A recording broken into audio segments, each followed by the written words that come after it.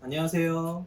예, 오늘은 제가 사업을 위한 사전 준비로 저번에 멘탈 편을 그렇죠. 찍었는데 이번에 실전 편을 한번 준비해봤습니다. 우리 동규 씨는 처음에 자영업이나 그렇죠. 이런 거 준비할 때 어떻게 준비하시나요? 저 같은 경우는 지금 사업을 두 가지를 하고 있잖아요. 네. 지금 이제 콘텐츠 대행업이랑 그리고 와인바를 운영하고 있는데 두 가지의 성격은 많이 달라요. 그 콘텐츠 대행업 같은 경우는 제가 그 회사를 5년 정도 생활했거든요. 총 3개의 회사를 5년 정도 생활했고 그 3개 모두 다 일관된 특징이 있었어요.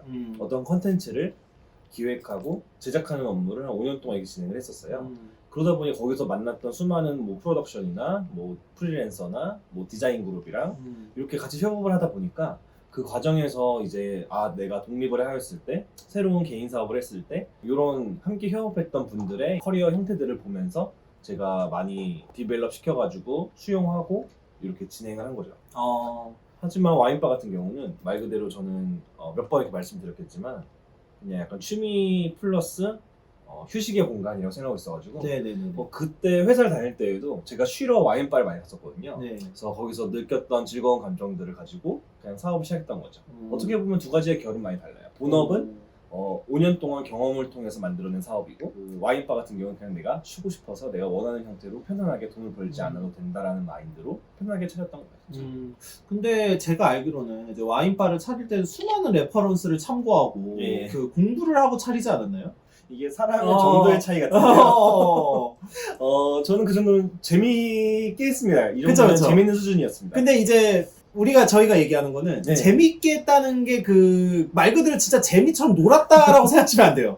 그러니까 이게 을지로 있는 와인은 다 가봤죠. 그렇죠. 사업하면서 그러니까 그냥 그 재미 있었던 거죠. 그러니까 재밌었죠. 그렇죠.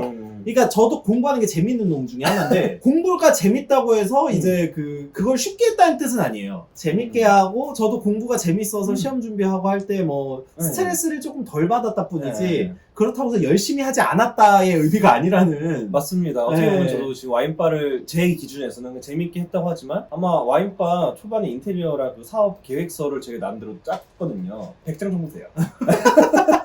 인테리어 레퍼런스 수집하고 뭐 운영 계획 짜고 테이블 어떻게 순환시킬지 짜고 그런 것들을 저 스스로도 그게 좀 그 내용이 정리가 되면 좀 좋잖아요. 그렇죠. 정립이 되면. 그렇죠. 그럼 추후에 내가 나중에 어떤 사업을 시작했을 때 그거를 보고 또 고칠 수 있으니까 네, 그렇죠. 전 불안해가지고 그걸 한 130장 정도 될 거예요. 제가 이야. PPT가.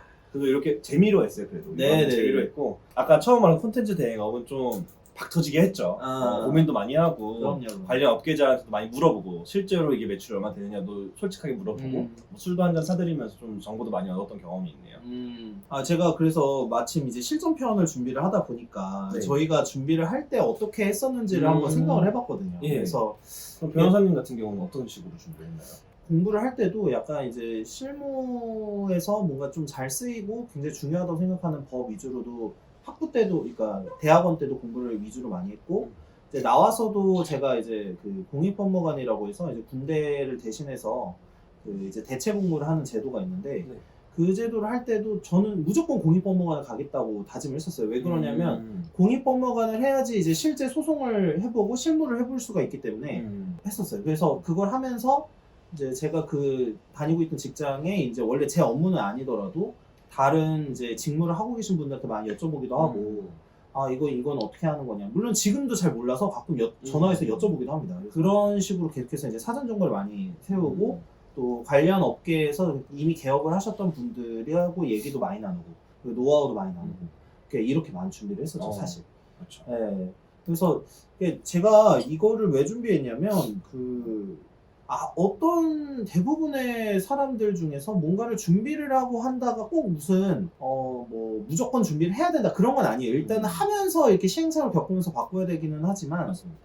실제로 해보다 보면은 너무 준비를 안 해서 시작한 경우도 있어요. 맞아요. 그게 너무 좀 저희 입장에서 조금 신기했어요. 사실 이게 어떻게 저렇게 할 수 있을까라고 생각할 정도로 좀 그래가지고. 너무 준비를 안 하면 사실 제가 아까 잠깐 말씀드렸지만 자기가 뭘 잘못하는지 사실 잘 모를 수가 있어요. 맞아요. 좀 그래서 준비를 하고 실행을 했을 때 이 준비 과정에 어떤 부분이 좀 부족해서 지금 손님이 안 온다거나 아니면 내 사업이 약간 매력이 없어 보인다거나를 준비 과정에서 이제 수정을 하는 그런 요소들을 찾아낼 수 있는 거지. 준비가 없이 시작을 하면 사업을 하는 것도 다른 업무들이 또 많을 텐데 그렇죠. 요거를 하면서 또 다시 준비 과정에 했던 것들을 다시 하기는 너무 쉽지 않거든요. 그러다 보니까 사전에 최소한의 그 매뉴얼 정도, 사업 기획안 정도는 있어야 추후에 시장 환경에 따라서 변화할 수 있지 않을까 싶습니다. 저희가 계속 생각을 했던 게 예를 들면은 레퍼런스를 좀 많이 참고를 해야 되는데 레퍼런스라는 거는 동종 업계에 있는 분들하고 만나서 얘기를 나누는 거예요. 그러니까 맞아요. 동종 업계에서 나랑 비슷한 사업을 해보셨던 분이 있으면은 먼저 좀 조언을 듣고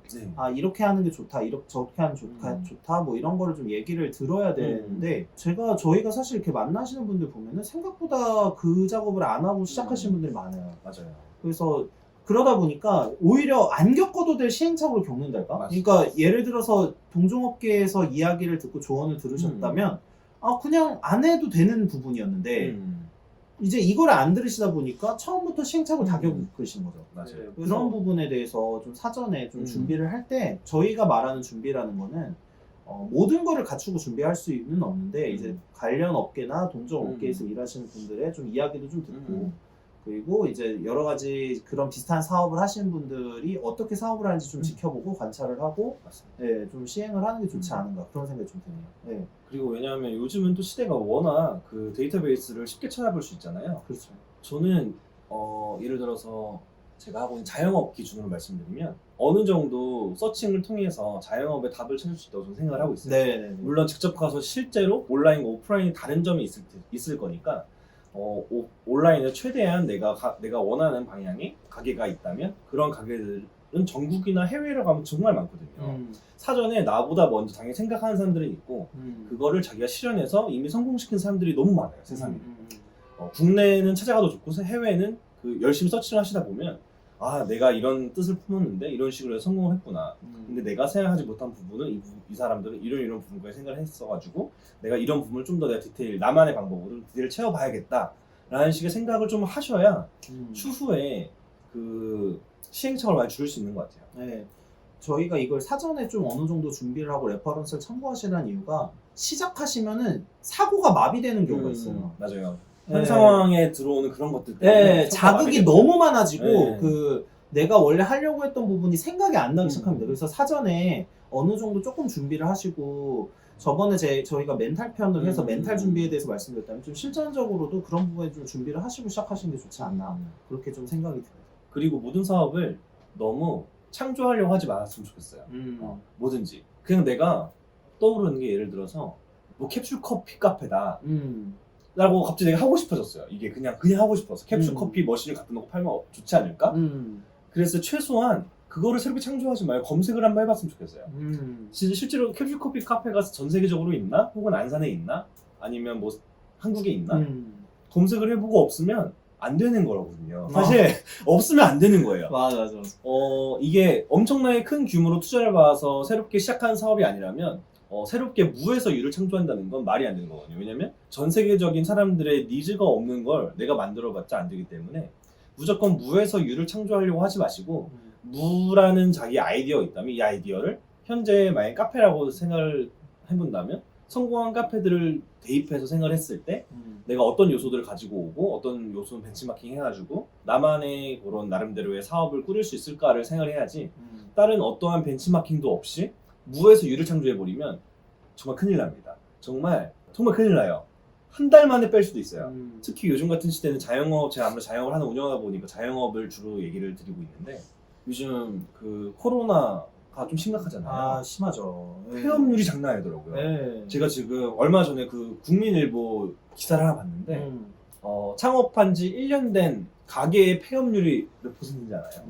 지금까지 1년 된 가게의 폐업률이 40%라고 합니다.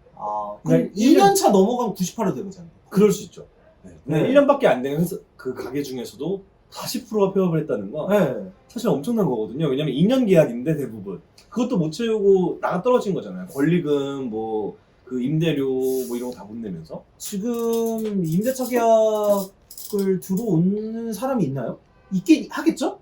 있긴 있습니다. 네. 지금 보면 그게 떨어져 나간 그 자리가 있잖아요. 네. 저희도 저희 번화가 가시면 막 그 공사하고 있는데 네네네. 그 공사가 새롭게 들어오는 공사거든요. 그래서 왜 들어오시는지는 잘 모르겠지만 그래도 항상 들어오시는 분들이 있다는 거. 이거를 미루어 봤을 때 준비 없이 들어오신 분들이 많다. 지금 시기엔 자영업을 하시면 안 됩니다. 차라리 돈을 아끼시고 그냥 돈을 그냥 통장에 넣어놓고 지키는 게 가장 중요한 것 같아요. 자영업이라면. 네, 지금은 너무 좀 성공할 가능성이 많이 낮죠. 많이 물론 낮죠.